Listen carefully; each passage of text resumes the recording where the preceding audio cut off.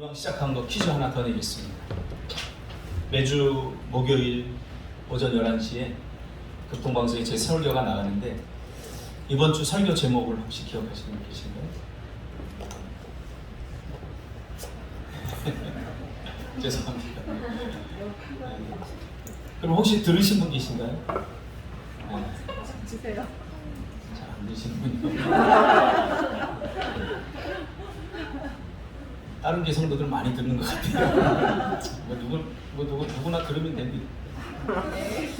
네, 저 상처 받았어요.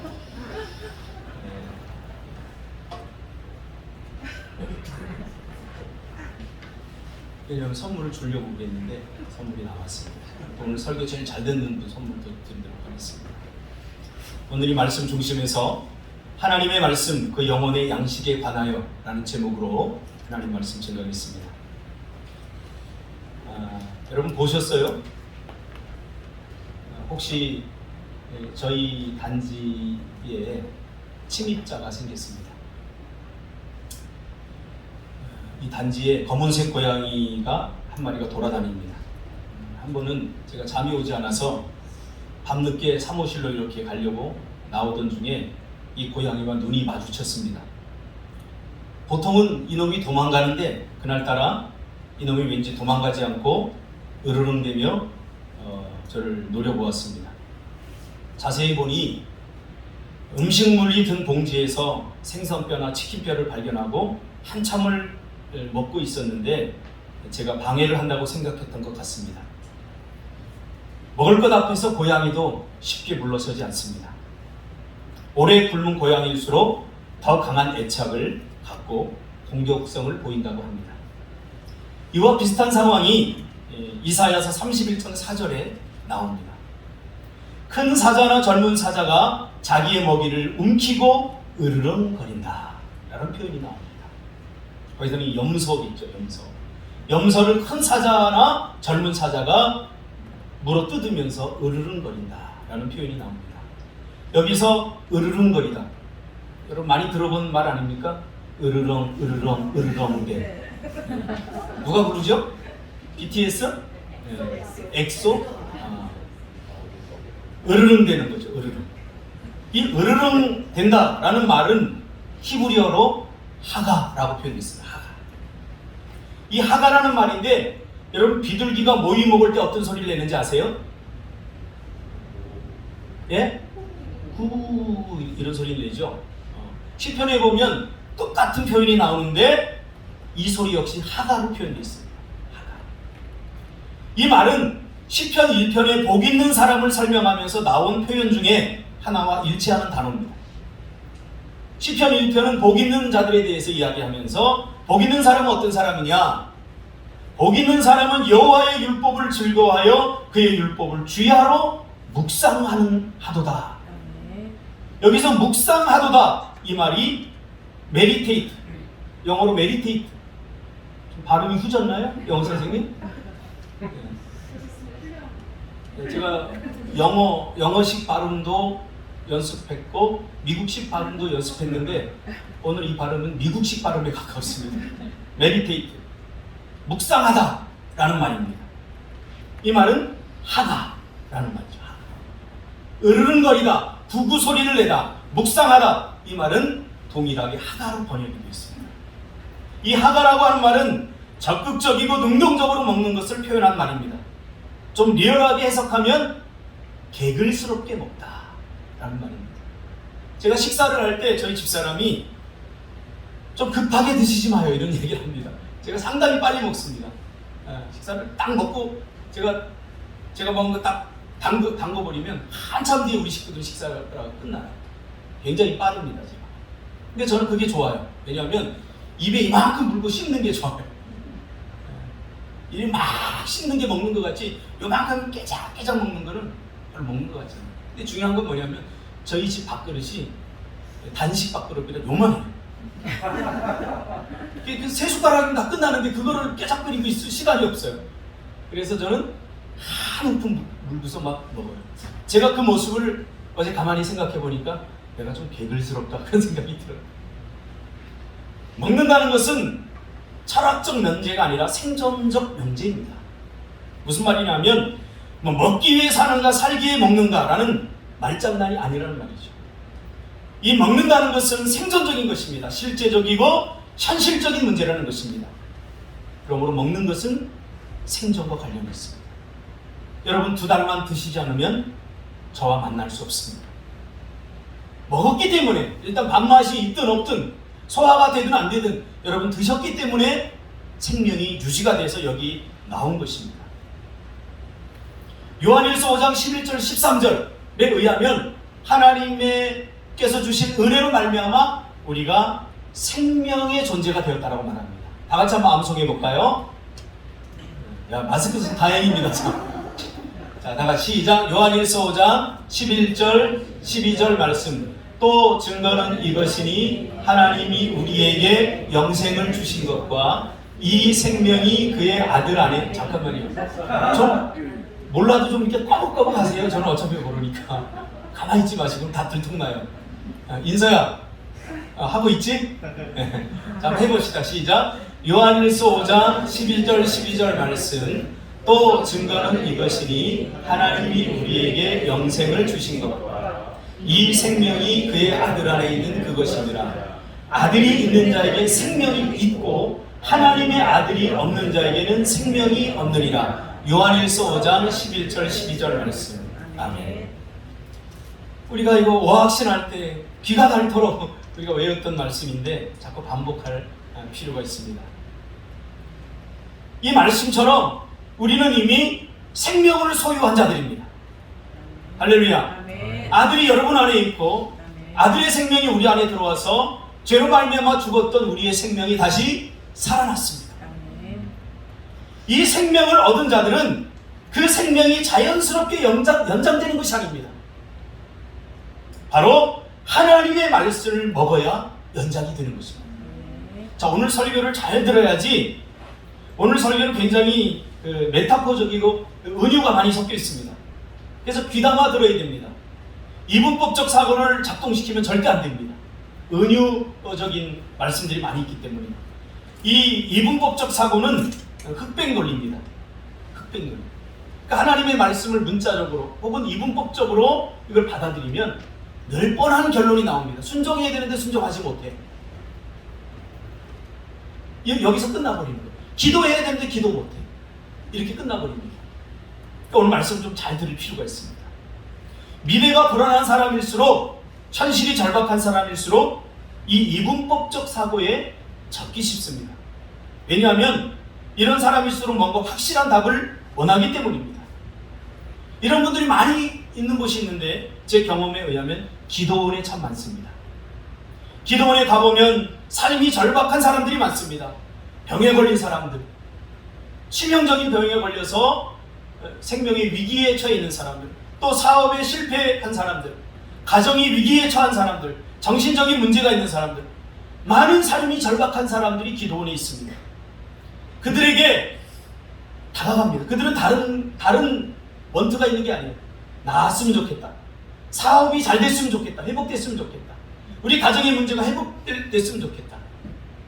아주 간단한 마음밖에 없습니다. 이들에게 공통적으로 나타나는 현상이 있는데 뭐냐? 이분법적 사고예요. 그래서 여러분 사기치려면 기도원으로 가시기 바랍니다. 기도원에 가면 이분법적 사고밖에 못하기 때문에 내가 고쳐줄게. 내가 기도해줄게. 그래서 얼마나 많은 사기꾼들이 과거의 기도원에서 한탕한지 모릅니다. 조심해야 돼요. 특히 우리 삶이 절박할수록 특별히 조심해야 됩니다.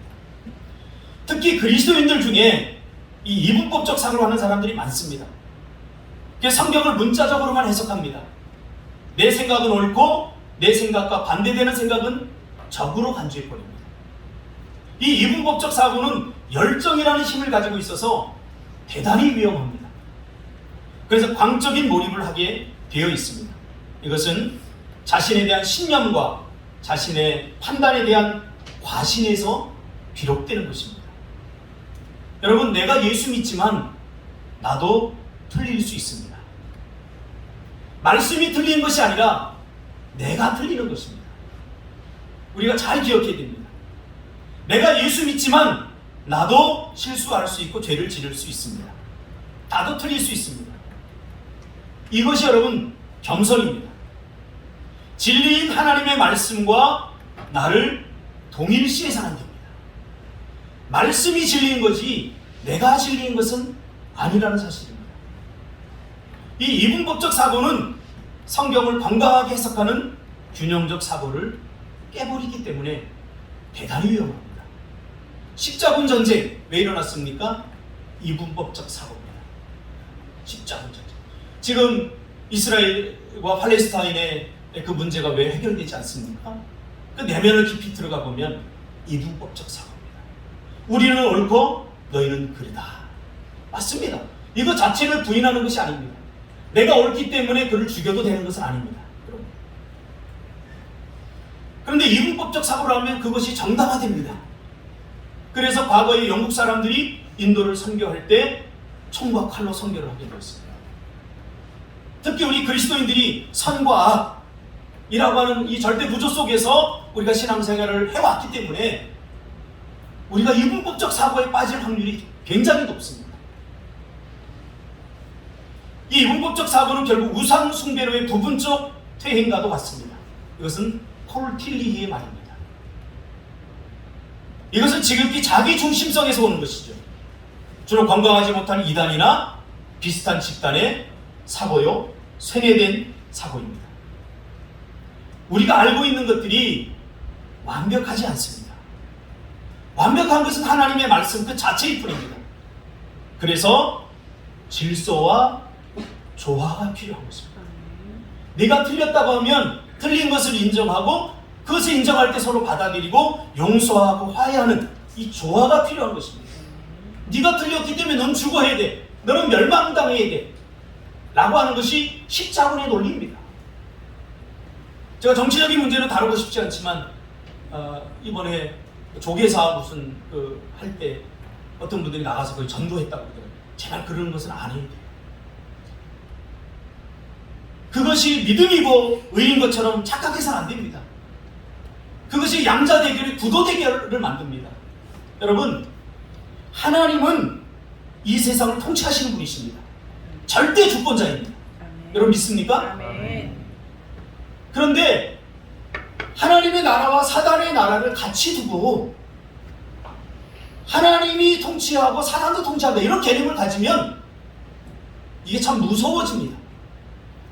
사단도 하나님의 절대 주권 안에 있는 것입니다. 하나님의 절대 주권. 내가 아무것도 하지 않아도 하나님은 당신의 나라를 이루어 가십니다. 우리가 그것을 기억해야 돼요. 내가 하나님보다 앞서서 내 열정으로 뭔가 하려고 하다 보면 하나님보다 앞서가게 되어 있습니다. 그러다 보면 하나님이 아닌 뜻인데도 불구하고 과잉 충성을 하게 됩니다. 그래서 십자군 전쟁을 일으키는 거예요. 조계사 앞에 가서 전도하고 있는 거예요. 그러면 불교 사람들이 우리 지금 여기 와가지고 예배 드리는 데 와가지고 저기서 불공을 드린다고 생각해보세요. 이게 뭐 하는 짓인가요? 이런 싸움, 이런 원시적인 싸움으로 하나님 나라가 완성되지 않습니다. 하나님의 말씀을 듣고 하나님의 말씀으로 성품화된 그 하나님의 성품이 회복되면서 이 하나님의 나라는 완성되어져 가는 거예요. 그 한 사람 한 사람을 통해서. 그래서 성경의 해석은 굉장히 중요합니다. 성경의 해석의 권한은 누구에게 있느냐면 공동체에게 있습니다. 한 개인에게 있는 것이 아닙니다. 여러분, 제가 왜 신학을 했겠습니까? 설교하기 위해서. 제가 신학을 하기 전에 저는 주님을 만나고 참 많은 은혜들을 경험했습니다. 신비한 일도 많이 경험했습니다. 저는 하나님의 음성도 들어봤고 사단의 음성도 들어봤습니다. 나중에 보니까 그게 별로 중요한 건 아니에요. 가장 중요한 건 뭐냐면 하나님의 말씀으로 그런 현상들을 어떻게 해요? 분별해내는 겁니다. 굉장히 중요한 일이죠. 그래서 제가 학부 4년 신학을 했고 신대원 3년, 총 7년. 거기다가 지금도 수많은 독서와 훈련을 지금까지도 하고 있습니다. 개인의 영성을 위해 기도도 하고 있고 하나님의 음성을 듣기도 하고 신비한 체험을 하기도 합니다. 그러나 그것을 기준으로 두면 안 됩니다. 혹시 여러분 주변에 그런 사람들이 있습니까? 뭔가 찝어주는 사람들. 찝어주는 사람. 언제까지 하고 언제까지 하지 말아라. 정말 쪽집게 같죠. 기도해주면서 그렇게 하죠. 이 땅은 사고 이 땅은 사지 말아라. 제가 늘 이야기하잖아요. 이거 기독교가 타락하면 그렇게 되는 거예요. 성경은 구원에 관해서 이야기해 주지만 우리의 삶에서 일어나는 모든 일들에 대해서 일일이 동전을 넣으면 자판기에서 커피가 나오듯이 그렇게 일일이 답을 주지 않습니다. 그러다 보니까 우리가 답답해요. 이 답답함을 해결하기 위해서 우리가 쫓다 보니까 소위 말하는 기독교 무당들을 찾게 됩니다. 자기가 보았다는 거예요. 자기가 들었다는 거예요. 실제로 보고 듣기도 해요. 사단의 짓이겠죠. 삶이 절박한 사람들에게 정확한 날짜와 시간을 알려주는 것만큼 여러분 시원하게 다가오는 것이 어디 있겠습니까? 그러나 조심해야 됩니다. 시간이 지나면 또 다른 핑계와 변명으로 아마 교묘하게 빠져나갈 것입니다. 그 시기, 그때와 그 시기는 하나님의 손에 달려 있습니다. 여러분 믿습니까? 아멘. 시한부 종말론자들이 지금까지 10월 28일 며칠 지금까지 맞은 것이 어디 있습니까? 그 시와 때에 대해서는 말하는 사람들은 100% 이단입니다. 그 시와 때는 성경에 분명히 하나님의 손에 달려 있습니다. 아멘. 저도 은혜를 처음 받고 제 친구가 좀 몸이 많이 아팠어요. 그래서 수유리에 용하게 기도하는 사람이 있다고 해서 어머니가 가보라고 해가지고 제가 그 동산고등학교 앞에서 재물표까지 걸어가서 혼자 가기 좀 그렇다고 해서 제가 동행한 적이 있습니다. 동행한 적. 수유리에 갔어요. 그래서 제가 그날 체육이 있어서 발 벗고 축구를 하다 보니까 양말이 빵꾸가 나가지고 그 아파트 안에는 못 들어갔어요. 근데 이 친구가 들어갔어요. 들어가서 막 기도를 받고 조금 이따 이 친구 나와요. 그런데 저보고 야, 형서방 용하다. 저분이 네가 와 있는 걸 알고 있어. 그럼 너를 들어오래 기도해 준다고. 야 그래 참 야, 용하다. 제가 들어가서 기도도 받은 경험이 있습니다. 나중에 보니까 그 별거 아닙니다. 별거 아닙니다. 시화 때 그분이 저한테 예언해 주면서 소위 말하는 예언 기도. 네가 앞으로 이렇게 될 거고 이렇게 될 거고 저렇게 될다. 예언 기도를 해줬는데요. 어때요? 맞았을 것 같아요? 틀렸을 것 같아요? 희수 집사님, 믿음 좋은 희수 집사님. 맞았을 것 같아요? 틀렸을 것 같아요?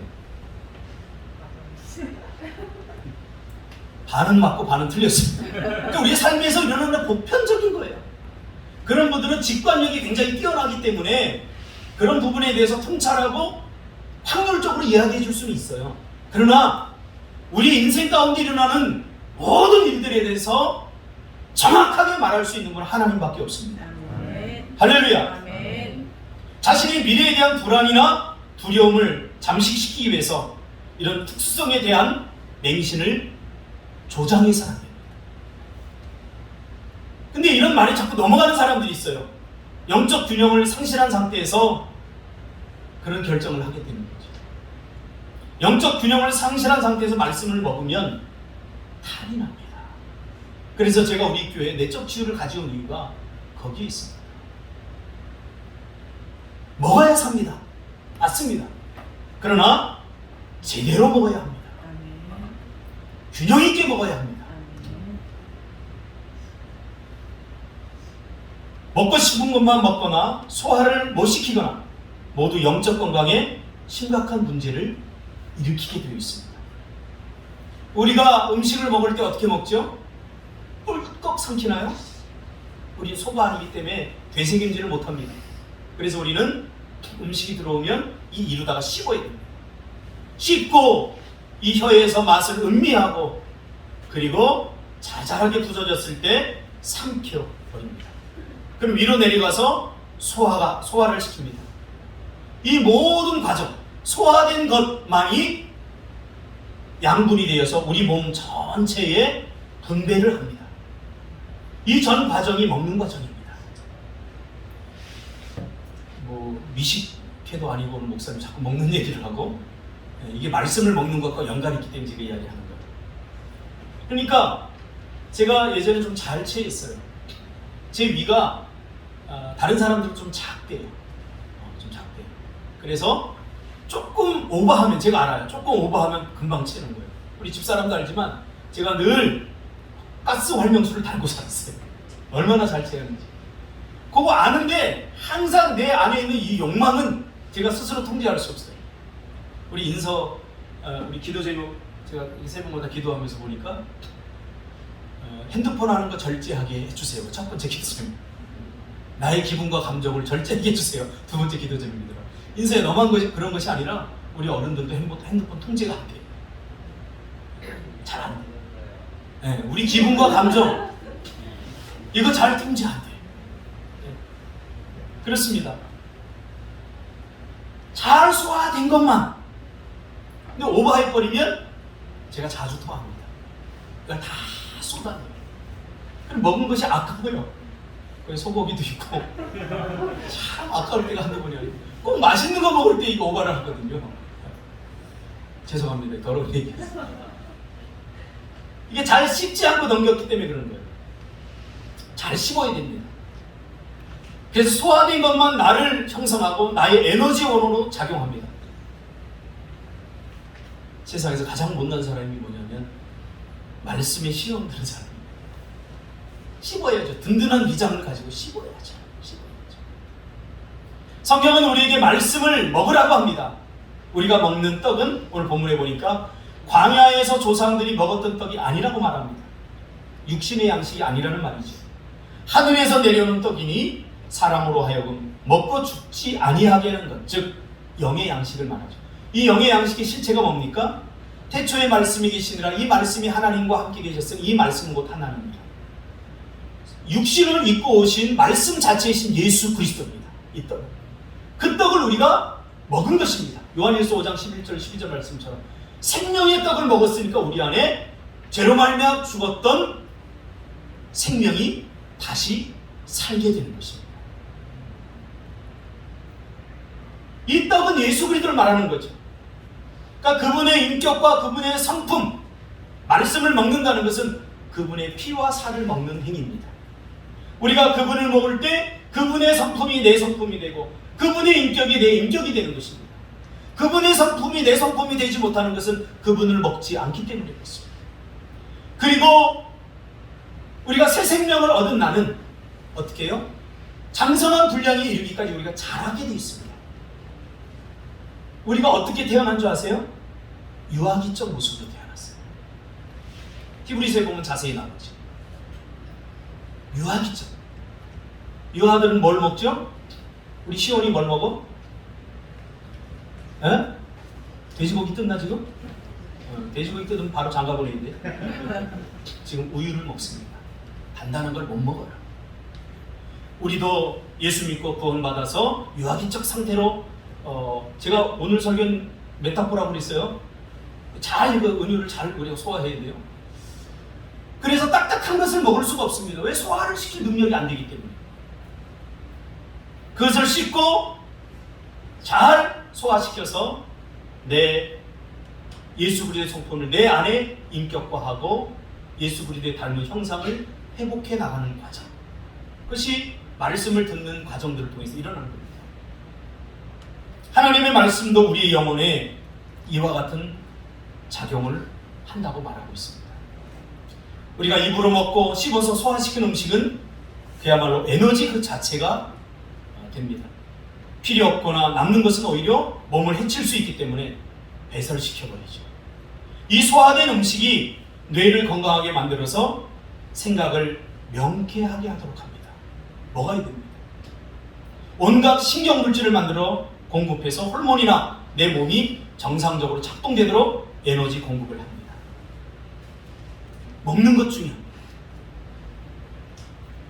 잘 소화시킨 것은 그만큼 잘 부수어졌다라는 것입니다.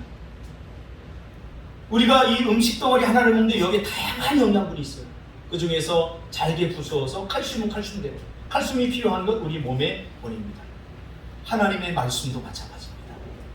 이 하나님의 말씀이 결국 우리의 믿음을 강화시키고 우리의 생명력을 강화시키는 것입니다. 그래서 먹는 것이 중요합니다. 어떤 음식을 먹어야 됩니까? 건강한 음식을 먹어야 됩니다. 웰빙이라고 하죠. 건강한 음식을 먹는 것이 중요하듯 하나님의 말씀도 건강하게 해석된 말씀을 먹는 것이 정말 중요합니다. 그래서 제가 저번 주에 뭐라고 말씀드렸죠? 하나님의 말씀이 건강하지 못한 마음에 들어가면 정말 수많은 왜곡과 변질이 일어납니다.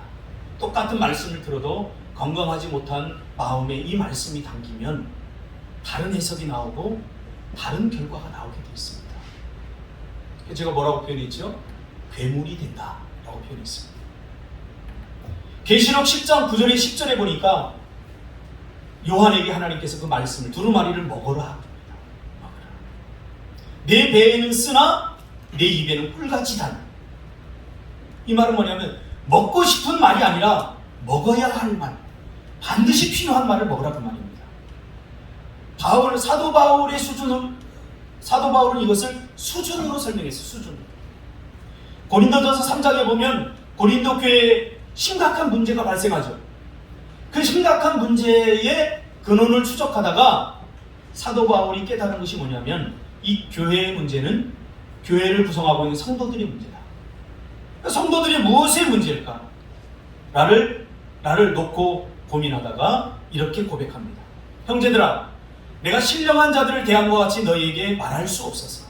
여기 신령한 자들이라고 하는 것은 장성한 어른같이 너희들을 대할 수 없다 그 말이에요. 육신에 속한 자, 곧 그리스도 안에서 어린 아이들을 대함과 같노라. 그러니까 사도 바울의 표현에 의하면 육신에 속한 자를 어린 아이로 표현하고 있습니다. 본능적인 것. 그러니까 어릴수록 어때요? 하나님의 말씀의 통제를 받기보다는 자기 육신의 욕망의 통제를 많이 받습니다. 영적으로 보면 그렇다는 거예요. 그래서 이 고린도 교회 성도들을 향해서 어린 아이들을 대함과 같이 하노라 라고 말합니다. 그러면서 이렇게 고백하죠.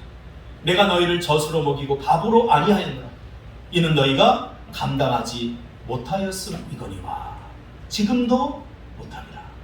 먹여봤어요. 사도 바울이 고린도 교회 성도들에게 딱딱한 말씀을 먹여봤어요. 그런데 못 먹더라는 거예요. 받아들이지 못하더라는 거예요. 그래서 젖으로 먹인다는 거예요. 무슨 말이죠? 어린애들 보세요. 얼르고 달려야 돼요. 얼르고 달리기. 계속. 소화 능력이 고린도 교회 성도들이 아직 유아기적 수준에 머물러 있어서 젖을 먹는 정도의 말씀밖에 하지 못한다는 것입니다. 우리 애들도 지금 어릴 적에 이렇게 키워보니까 다 사탕 이거 달고 살아요. 사탕. 이게 얼마나 안 좋습니까? 뭘 사주겠다고 지금도 가면은 그 뭐죠? 젤리 같은 거 엄청 단 거 그것만 계속 먹어요. 어떻게 계속 줘야 돼요? 은주씨? 네? 저 소화담력 걸려서 그 놔둬야 돼요? 아니죠. 먹을 수 있을 만큼만 먹어야죠. 그렇죠? 그래서 먹지마 내가 이야기하면 흠! 하고 삐져서 올라가죠. 도대체 어떻게 될지 모르겠어요. 늘 칭찬과 위로, 존중받는 말에 익숙해져 있으면 성장할 수 없습니다. 듣기 싫은 소리, 본능을 거스르는 말씀을 수용하고 받아들일 수 있는 성숙함이 필요한 것입니다. 어릴수록 본능에 육체에 빠져 있습니다. 이것을 타개하는 방법으로 오늘 본문은 그러므로 묵상의 세계로 들어가야 된다 라고 말하고 있습니다. 하가라는 말이에요. 하가. 이 말은 성경의 많은 부분에서 나오는 말입니다. 하가. 하나님께서 모세가 죽고 난 다음에 여호수아를 리더십으로 세우면서 딱 하나 하신 말씀이 바로 말씀의 묵상의 세계로 들어가는 게. 그러니까 모세가 살던 이 광야의 시대는 훨씬 이스라엘 백성들을 통제하고 다루기가 쉬웠던 리더였습니다. 모세. 네. 가장 본능적인 것이거든요. 먹고 마시고 자고. 광야가 그렇잖아요. 그것만 해결해 주면 돼요. 그런데 여호수아가 앞으로 리더십으로 서야 되는 이 가나안 땅은 그런 것만 통제해서는 안 되거든요. 뭐예요? 이미 다 있어요. 다 갖춰져 있어요. 먹는 것, 입는 것, 모든 것 다 갖춰져 있어요. 그들을 통제하고 그들을 다스리려면 어떻게 됩니까? 묵상의 세계로 들어가지 않으면 안 됩니다. 다시 말하면 성숙함으로 나아가라는 거예요. 성숙함.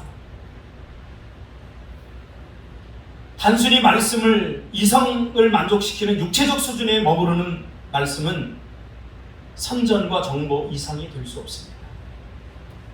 이것은 다른 사람의 의지를 내 안에 행사하는 것입니다. 그러니까 세뇌되는 거죠. 세뇌.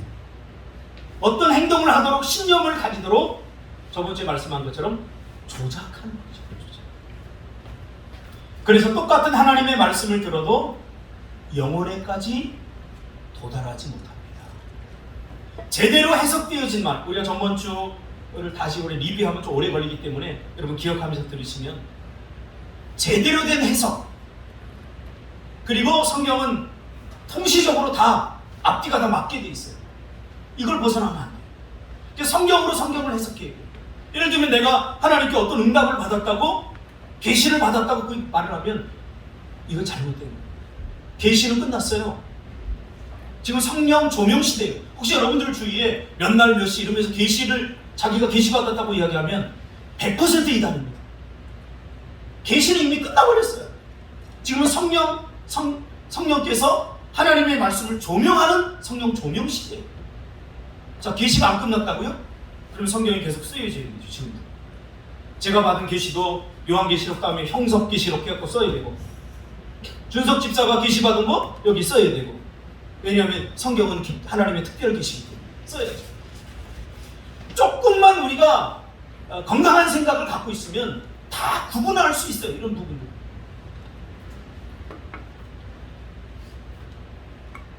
이 말씀이 우리의 전 인격에 소화가 되고 퍼져나가야 합니다. 의지, 감정, 전 인격. 이 말씀이 스며들도록 해야 됩니다. 그래서 제가 늘 이야기하잖아요. 내가 다른 사람에게 줄 수 있는 최고의 선물은 영적으로 건강한 나 자신입니다. 저는 많은 사람들을 상담하면서 건강하지 못한 그 마음의 밭에 하나님의 말씀이 떨어져서 열매를 맺지 못하는 경우를 너무너무 많이 보아왔습니다. 똑같은 말씀을 들어도 통합적 사고의 능력을 상실하면 어떻게 저런 결론이 나오지? 말도 안 되는 해석을 해버립니다.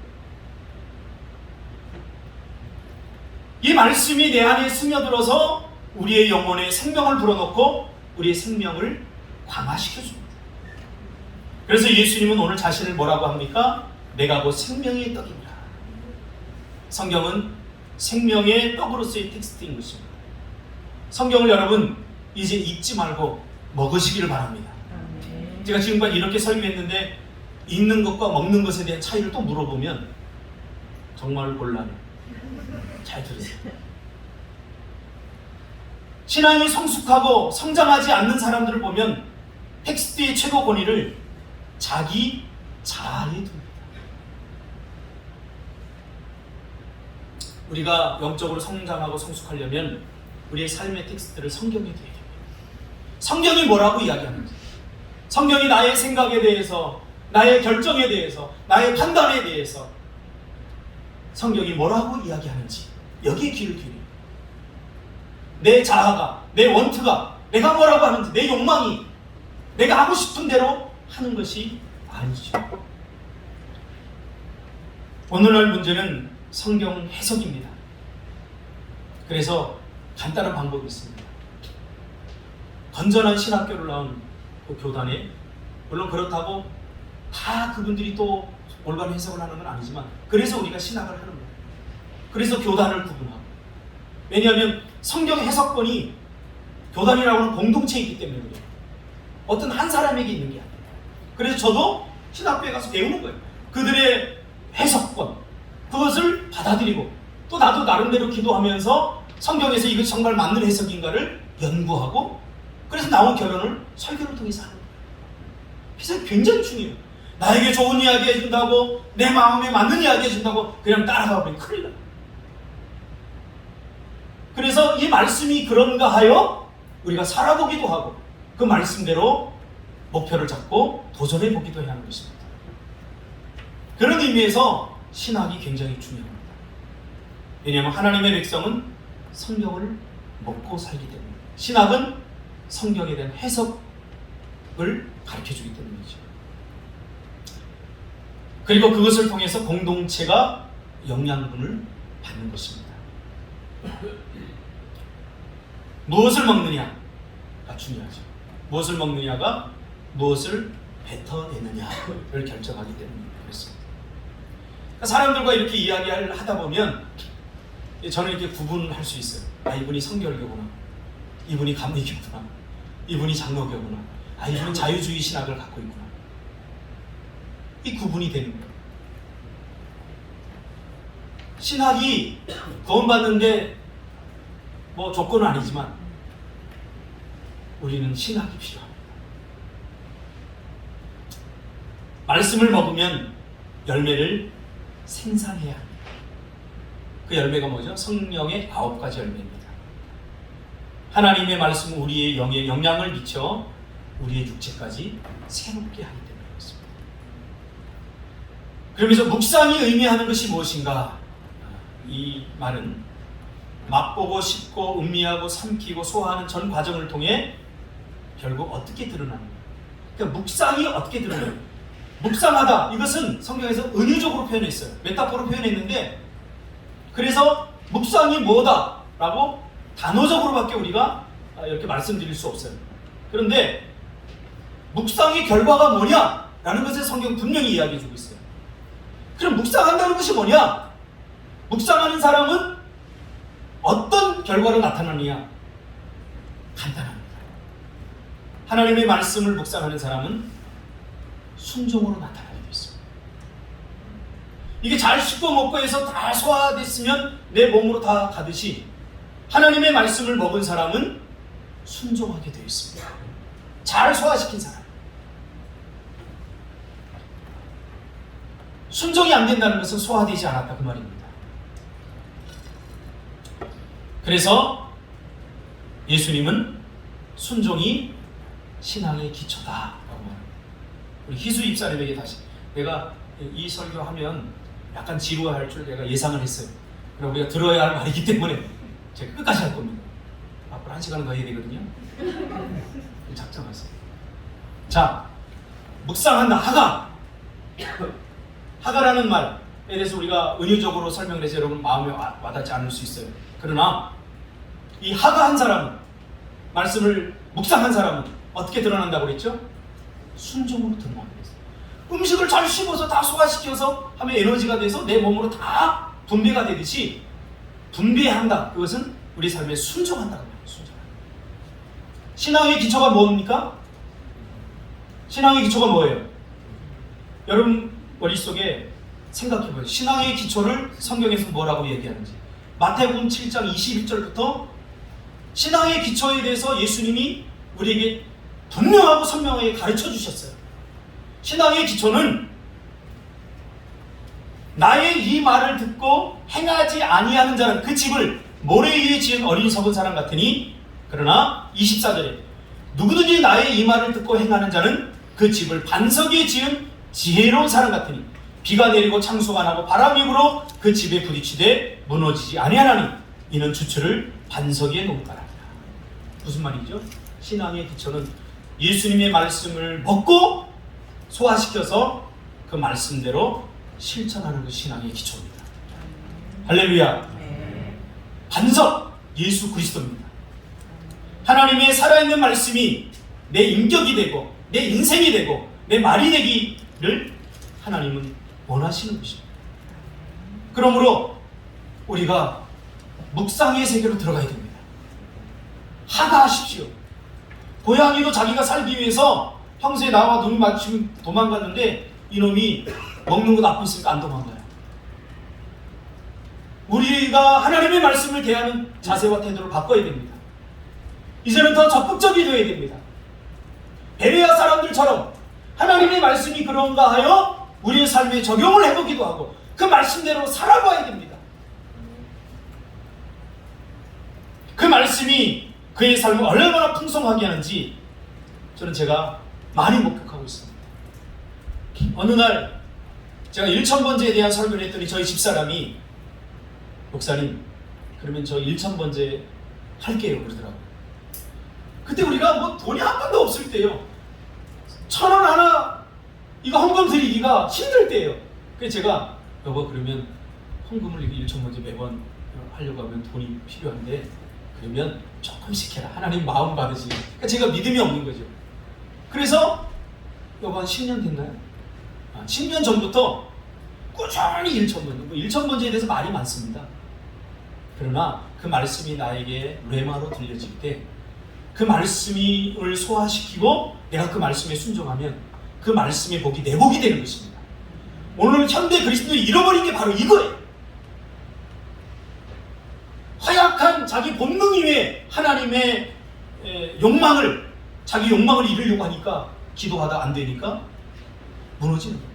이렇게 말씀이 나에게 다가올 때 그 말씀을 씹어서 결단했어요. 10년을 했어요. 뭐 처음에는 별로 그렇게 신통치 않았어요. 근데 시간이 흐르면서 제가 봐도 기적을 맛봐요. 우리 집사람. 제가 봐요. 얼마나 하나님께서 그 1000번제의 그 말씀을 듣고 그 복이 내 복임을 내가 깨닫고 내가 결단하면서 그때 드리기 시작하면서 사실 우리 가정의 경제가 완전히 회복이 됐어요. 그때부터. 생각해보세요. 그 1000번째 500원, 1000원 드리는 게 그게 무슨 역할을 하겠어요? 그러나 이것이 500원, 1000원 드리는 게 아니에요. 하나님의 언약, 말씀을 붙잡고 그 말씀을 소화시켜서 내가 하나님의 말씀대로 순종했더니 그 말씀의 약속한 복이 우리 집사람의 삶 가운데 그대로 복이 돼서 내리는 것을 제가 본다니까요. 제가. 그래서 제가 주변에 몇몇 사람들에게 권했어요. 야, 너희들 1000번째 한번 기도하고 그 말씀에 도전받고 너희들도 한번 해봐라. 그랬더니 어때? 어때? 뻥치지 마. 넌 정성이 없는 것 같은데. 제가 볼 때는 민지 집사님 거 좀 누리는 거예요. 그러니까 말씀이 딱 올 때 부담 갖지 마시고요. 그 말씀을 씹어보세요. 제가 얘기하죠. 새벽기도 합시다. 하면 마음속 깊은 곳에 이미 나는 새벽에 어떻게 살아? 새벽에 일어나서 하루를 어떻게 살아? 난 절대 못 살아. 이런 유아틱한 자기 본능, 자기 육체에서 나온 거 충분히 살아. 훨씬 행복합니다. 요즘 송만 집사님 어때요? 새벽에 다 그래요. 집사님 펴줘. 우리 명규 집사는 팬티까지 거예요. 반사가 여기까지 내려오고 막 이렇게 되고 장님이 오는 것 같아요. 근데 끝나고 돌아갈 때는 기도하고 돌아가면 명규 집사님 달라요. 그 모습이 딱 나와요. 그렇습니다. 순종은 내가 하는 것이 아니라 하나님의 말씀에 내가 반응하는 것입니다. 내 의지로 하는 것은 아닙니다. 그래서 기독교는 고백적 신앙이잖아요. 하겠습니다. 이걸 좋아해요. 하나님께서. 하겠습니다. 라고 결단하면 하나님께서 하게 하시고 하나님께서 거기에 합당한 약속한 복과 은혜를 내려주시는 것입니다. 여러분 하나님의 말씀 이제 좀 딱딱한 거 좀 씹읍시다. 아멘. 할렐루야. 아멘. 우리 사모님 보세요. 저 어린 나이에 지금 딱딱한 이 말씀을 씹고 있잖아요. 할렐루야. 아멘. 유치부 한 내년쯤 유치부 교사 시켜야 되겠어요. 아니에요. 제가 아는 제 형님은 초등학교 4학년 때부터 유치부 교사했어요. 말씀을 얼마나 유튜브 가끔 틀어보면 설교하는 애들 나오잖아요. 예수를 믿어라 막 그러면서 충분히 할 수 있어요. 충분히 할 수 있어요. 하나님께서 우리에게 은혜를 주시고 믿음을 주시면 그 말씀이 내 안에 딱 들어올 때 제발 좀 씹으세요. 씹어서 소화시켜서 그 말씀이 나에게 복이 되고 그리고 복이 된 나의 삶이 담장을 넘어서 또 다른 사람들을 풍성하게 만드는 그러한 삶을 살아드리시기를 주님의 이름으로 축복합니다. 아멘. 기도하겠습니다.